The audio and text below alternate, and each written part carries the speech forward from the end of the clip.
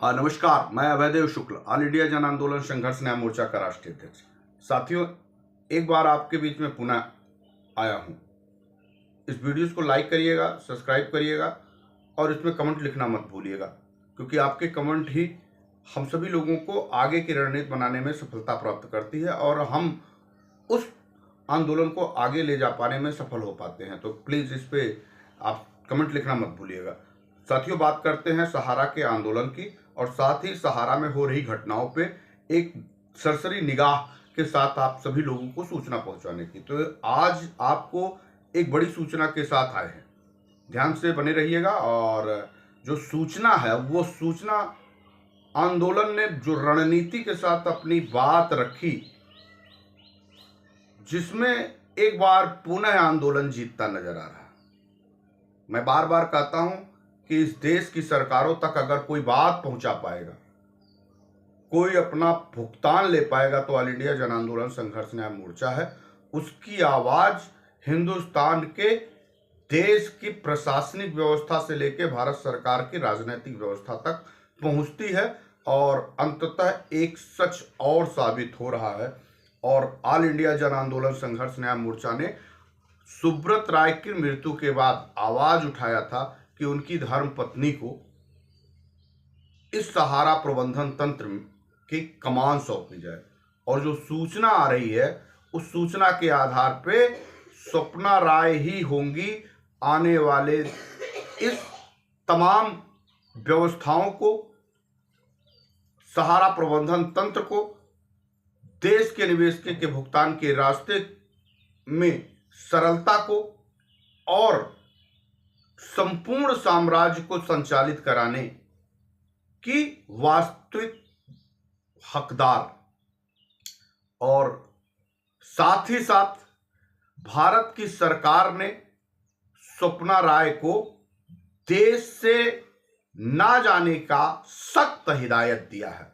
यानी स्वप्ना राय आ तो गई है हिंदुस्तान में, अब वो देश से बाहर नहीं जा सकती। ऐसी सूचनाएं आ रही हैं कि इस भारत की सरकार ने निर्देशित किया है कि स्वप्ना राय तब तक देश छोड़ के ना जाएं जब तक इस मामले को हल ना कर दिया जाए। आप सभी जानते हैं कि स्वप्ना राय के ऊपर भी तमाम गंभीर आपराधिक मुकदमे दर्ज हैं, उनके पति के साथ, सहारा प्रबंधन तंत्र के साथ। उसके साथ ही साथ स्वप्ना राय सुब्रत राय के मौत के बाद उस पूरे सहारा समूह की वास्तविक कर्ता धर्ता और वही चेयरपर्सन हो, इसकी मांग लगातार ऑल इंडिया जन आंदोलन संघर्ष न्याय मोर्चा उठा रही थी। और आज भी ये बात अडिग रूप से बात उठा रही है कि सुब्रत राय की आकस्मिक मृत्यु के बाद उनके परिवार का ही व्यक्ति सहारा प्रबंधन तंत्र की बागडोर अपने हाथों में संभाले। तो ऐसी जो सूचनाएं आ रही हैं, जो सूचना के तंत्र बताते हैं कि ओपी श्रीवास्तव नहीं, स्वप्ना राय सहारा समूह की चेयरपर्सन होंगी। ये सरकारों में भी आत्ममंथन चल रहा और वास्तविक यह है कि दो धड़े में बटी सहारा समूह में एक बड़ा धड़ा स्वप्ना राय को चेयरपर्सन के रूप में देखना चाहता है, जिसके अंतर्द्वंद उनकी मृत्यु के और ब्रह्मभोज के बाद से शुरू हो गए थे। और हम सभी लोग भी सुब्रत राय के रहने तक इस पैसे के भुगतान की एक उम्मीद देखते थे। निश्चित तौर पे हम जानते थे कि सुब्रत राय हैं तो पैसे का विकल्प कहीं ना कहीं रास्ते में बनना शुरू होगा और उसका निदान भी सुब्रत राय ही खोज पाएंगे। लेकिन वो आज हमारे बीच में नहीं है। अब ये बड़ी जिम्मेदारी उनकी धर्मपत्नी श्रीमती स्वप्ना राय के कंधों पे आ गई है। और भारत की सरकार, जो सूचना के तंत्र बताते हैं कि भारत की सरकार ने भी स्वप्ना राय और उनकी टीम से बात किया है और स्वप्ना राय को देश से तब तक ना जाने की हिदायत दी है जब तक देश के निवेशकों के वर्तमान परिस्थितियों में भुगतान के रास्ते सुलभ ना हो जाए। तो ये बड़ी खबर आप लोगों के बीच में छोड़े जा रहा हूं। आप सब लोग इस वीडियो को लाइक करिएगा, शेयर करिएगा और सब्सक्राइब करिएगा। और 27 तारीख को हम सभी लोगों ने जो कार्यक्रम रखा है, उस कार्यक्रम के लिए अपनी पूरी ताकत के साथ जनता की अदालत में खड़े होने के लिए दिल्ली जंतर मंतर पे पहुंचिए। हम वहीं से देश में केंद्रीय रजिस्ट्रार कार्यालय का घेराव, प्रधानमंत्री के कार्यालय का घेराव और भारतीय जनता पार्टी के केंद्रीय कार्यालय का घेराव करने की रणनीति बना रहे हैं। हम अगर कहीं से भी कमजोर हो गए, हमने अपना आत्मबल छोड़ दिया और हमने सरकार को नोटिस कराना बंद कर दिया, तो विगत 1 से 2 महीने के बाद आपके पास कोई विकल्प नहीं रह जाएगा। हम किसी भी तरीके से भारत की सरकार तक जो बात पहुंचाना चाहते हैं और अपने पैसे के भुगतान के लेने की प्रक्रिया को आगे बढ़ाना चाह रहे हैं, उसमें सबसे बड़ा आपके पास कोई ब्रह्म का अस्त्र है, यानी ब्रह्मास्त्र है, तो वो है जनता की अदालत। अब करो मरो की रणनीति इस पे काम करना होगा और बिना किसी दबाव के अपने पैसे के भुगतान के लिए आप सभी लोगों को दिल्ली की तरफ कूच करना होगा। आप सभी लोग अपने अपने क्षेत्रों में, अपने अपने इलाकों में जन जागरूकता अभियान तेज करते हुए सभी साथियों को दिल्ली चलने के लिए आमंत्रित करिए। संगठन के साथियों का हौसला बढ़ाइए, उनकी आर्थिक मदद करिए। अपने अपने जनपदों से जो भी जिले की कमेटियां और जो भी जिम्मेदार लोग हों जिनका पैसा लगा हुआ है, वो संगठन की आर्थिक मदद करे, क्योंकि हम सभी लोग जब जंतर मंतर के कार्यक्रम के निमित्त काम कर रहे हैं तो उसमें हम लोगों को पैसे खर्च करने पड़ेंगे और वो आंदोलन एक दिन या कितने दिन आगे जा सकता है, इसकी कोई गारंटी नहीं है। हम सभी लोगों को किन परिस्थितियों में रहना पड़ सकता है, इसकी कोई गारंटी नहीं है। लिहाजा आप सभी लोगों से मेरा आग्रह और निवेदन है कि आपने हमेशा आंदोलन की मदद करी है और चाहा है ये आंदोलन जीते, और आंदोलन ने बार बार ये साबित किया है, चाहे वो सरकार को झुकाया है, चाहे वो कोर्ट कचहरी में तमाम पुलिस प्रशासन के लोगों के ऊपर दबाव बना के मुकदमे दर्ज करा लिए हैं, और चाहे वो भारत की सरकार को, अमित शाह को बाध्य किया है कि वो केंद्रीय रजिस्ट्रार सोसाइटी के माध्यम से सॉलिसिटर जनरल को सुप्रीम कोर्ट में भेज करके पैसे मंगवाए। ये हम सब लोगों ने कर लिया, तो हम सब लोग क्या अपने पैसे की भुगतान नहीं पा सकते हैं। बस हम सभी साथियों से निवेदन ये करेंगे कि 2 से 3 महीने का समय है, उसके बाद आप जो भी निर्णय लेंगे हम सभी साथी उसको मानने के लिए तैयार हैं। एक बार 2 से 3 महीने तक आंदोलन के साथियों के साथ खड़े होइए, उनकी मदद करिए, उनको आंदोलन बड़ा करने में सहायता करिए, उन सभी लोगों का हौसला अफजाई करिए जो आपके पैसे के लिए लड़ाई लड़ रहा है।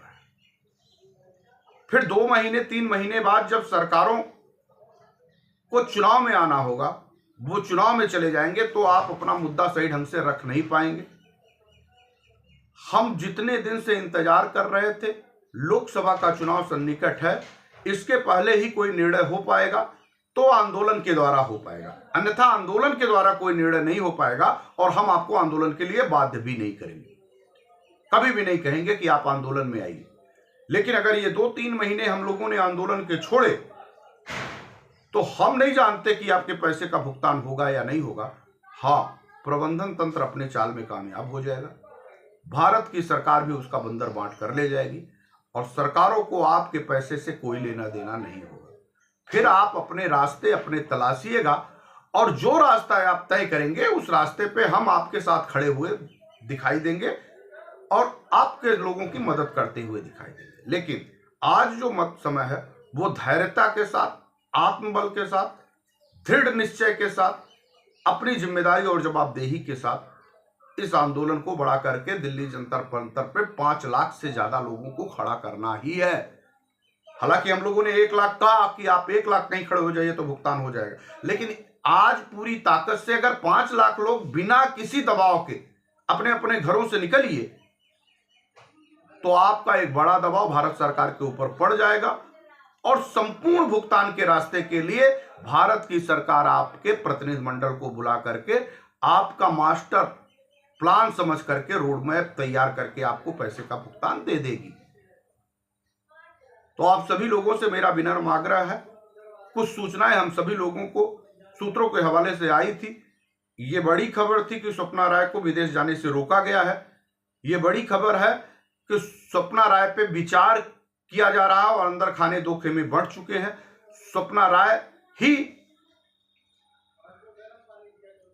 सहारा समूह की चेयरपर्सन हो, इसकी पुरजोर मांग ऑल इंडिया जन आंदोलन संघर्ष न्याय मोर्चा कर रहा है।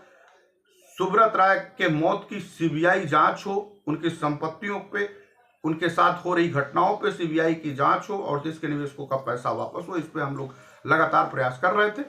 इसके क्रम में भारत की सरकारों तक भी ये बात कानों तक पहुंची है।